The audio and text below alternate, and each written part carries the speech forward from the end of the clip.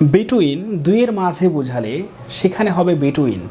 Preposition বিটুইনের use দেখব আজকে আমরা এই ক্লাসে।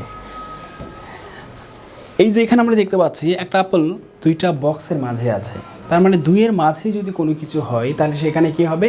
বিটুইন হবে। ওকে, এরপরে আমরা একটা উদাহরণ দেখি, তাহলে আমাদের বুঝতে সুবিধা হবে। এখানে খেয়াল করি একটু সবাই। The rats is between two cats. এখানে কি বোঝাচ্ছে? যে দুইটা বিড়ালের মাঝে এইটা একটা বিড়াল, এইটা একটা বিড়াল, মাঝখানে আছে হচ্ছে র্যাটস। দুইটা বিড়ালের মাঝে একটা কি? র্যাটস, এটা বোঝাচ্ছে। হ্যাঁ, এরপরে একটু আমরা খেয়াল করি যে এখন দেখি যে Switzerland lines between Australia and Italy. Australia এবং ইতালির মাঝে কি অবস্থিত? সুইজারল্যান্ড। তাহলে কয়টার মাঝে বোঝাচ্ছে? দুইয়ের মাঝে বোঝাচ্ছে। দুইয়ের মাঝে বোঝালেই হবে কি? বিটুইন। যেমন এই যে দুইয়ের মাঝে বোঝাচ্ছে। আমি আশা করছি এটা আমরা বুঝতে পেরেছি। এরপরে একটু খেয়াল করি আমরা যে এখানে কি আছে, যে ইট ইজ চিপার বিটুইন 8 টাকা অ্যান্ড 30 টাকা। বলছে 30 টাকা এবং 18 টাকার মাঝে কি?